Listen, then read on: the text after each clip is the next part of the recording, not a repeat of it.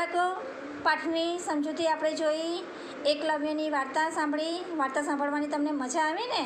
હવે આપણે તેની ટિપ્પણી એટલે કે તેના શબ્દાર્થ અને સ્વાધ્યાયના પ્રશ્નો કરીએ. શબ્દાર્થ તમારે જોઈને લખી દેવાના અને સ્વાધ્યાયના પ્રશ્નોમાં તમે જુઓ.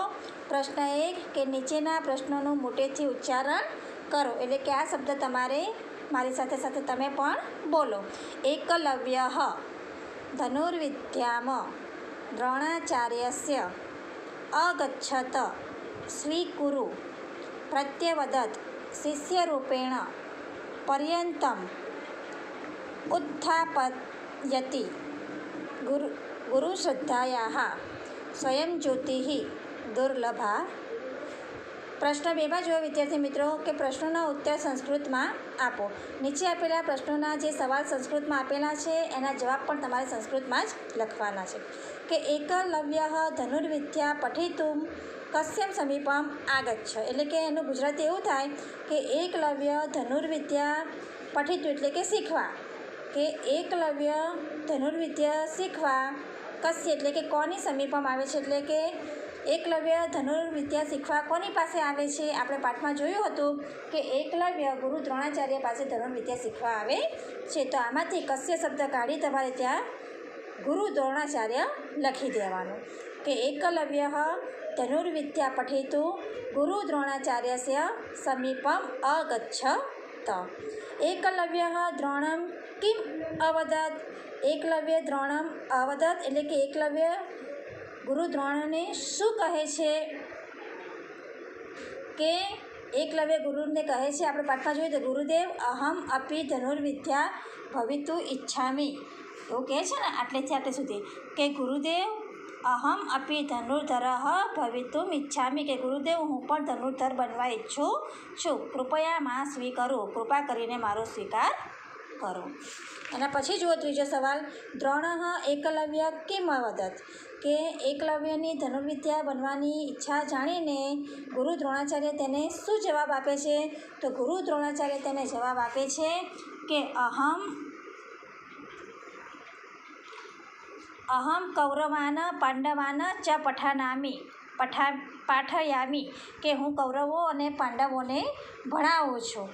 અહમ ભવતઃ શિષ્યરૂપેણ સ્વીકારમ કર્તુન શક્નોમિ. એટલે કે હું શિષ્યરૂપે તારો સ્વીકાર કરી શકતો નથી.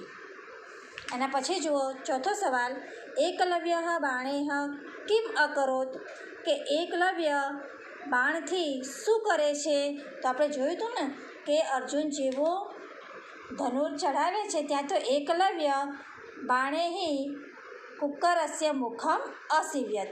કે એકલવ્ય બાણથી કૂતરાનું મોઢું સીવી કાઢે છે.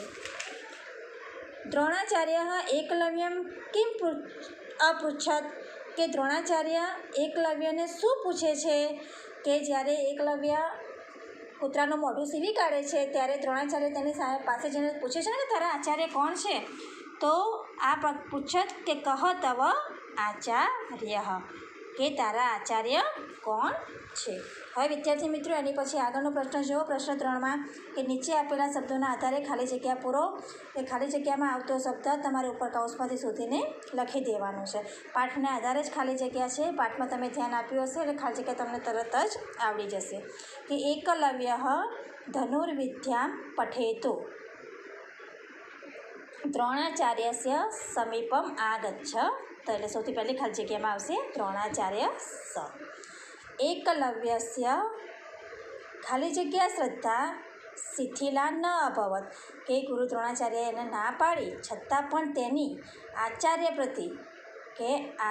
પ્રતિ શ્રદ્ધા ઓછી થઈ નહીં. એકઃ કુક્કરસ્થ તાન દ્રષ્ટાવા. કે એક કૂતરો તેમને જોઈને શું કરતો હતો? ભસતો હતો. એટલે કે અભષત. એકલવ્ય અસ્માન. કે એકલવ્ય આપણને શિક્ષયતિ કે શીખવાડે છે કે સ્વયં જ્યોતિ સ્વયં પ્રભઃ ભવતુ, કે પોતે જ પોતાનો પ્રકાશ બનો અને પોતે જ પોતાની બુદ્ધિ બનો. વિદ્યાર્થી મિત્રો, હવે આના પછી આગળના પ્રશ્ન 4માં તમે જુઓ કે શબ્દોના આધારે તમારે વાક્ય બનાવવાનું છે. જેમ કે ધનુર્ધર, તો ધનુર્ધર વિશે એક વાક્ય બનાવવાનું કે એકલવ્ય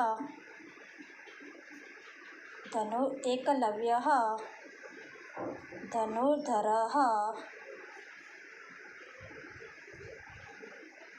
ભવિતુમ ઈચ્છતિ,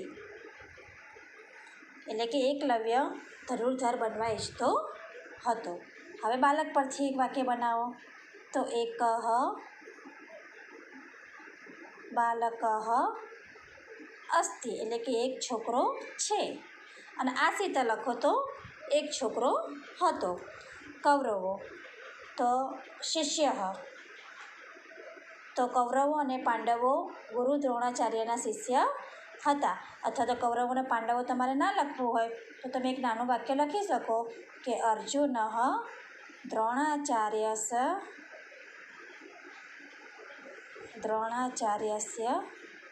શિષ્ય અસ્તિ.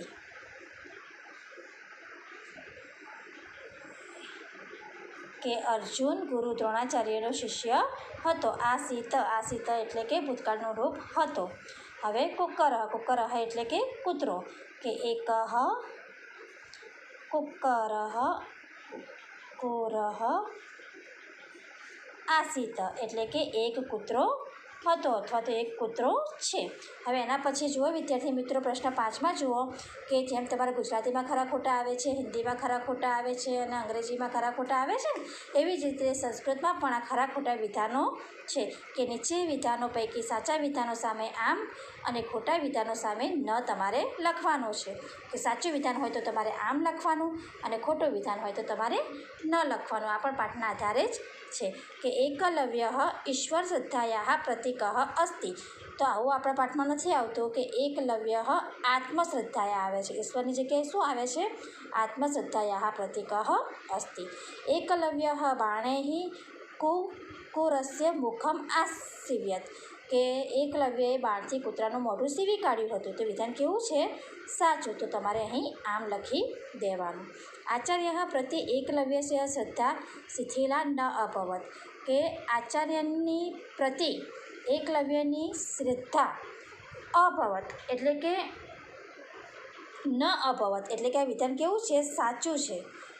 કે ન અભવત લખ્યું છે. ન ના લખ્યું હોય ને તો ખોટું આવે, પણ ન અભવત એટલે કે ગુરુ દ્રોણાચાર્ય પ્રત્યેની તેની આત્મશ્રદ્ધા શિથિલ ન થઈ. વાત સાચી હતી એટલે કે આવશે આમ. હવે એના પછી જુઓ કે દ્રોણાચાર્ય એકલવ્યસ્ય શિષ્ય રૂપેણ સ્વીકાર કરતું ન શૃણોતિ, એટલે કે ગુરુ દ્રોણાચાર્યએ એકલવ્યને શિષ્ય રૂપે સ્વીકાર ન કર્યો. આ વિધાન પણ કેવું છે? સાચું છે. એના પછી આગળ જુઓ પ્રશ્ન 6માં કે નીચે આપેલા કૌંસમાં શબ્દો ધાતુના રૂપો બનાવીને તમારે ખાલી જગ્યા બનાવવાની છે ઉદાહરણ પ્રમાણે. જેમ કે પઠ છે તો પઠનું ધાતુ રૂપ પઠિતુમ, કે સહ ધનુર્વિદ્યામ પઠિતુમ ઈચ્છતિ. સહ અધ્યાપકમ ભૂ, એટલે કે સહ અધ્યાપમ ભવ,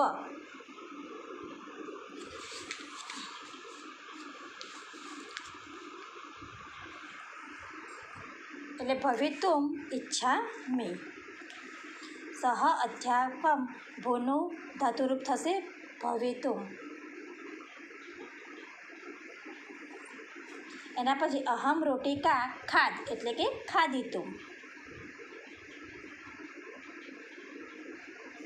અહમ સહ અધ્યાપકમ ભવિતુમ ઈચ્છતિ. અહમ રોટિકા ખાદિતુમ ઈચ્છામિ. અને ભવાન ઉદ્યાને ચલ, તો ચલિતુમ ઈચ્છતિ વા. વિદ્યાર્થી મિત્રો, આ સાથે આપણું સ્વાધ્યાય અહીં પૂરું થાય છે અને આ સાથે આપણો પાઠ પણ અહીં પૂરો થાય છે. આવજો.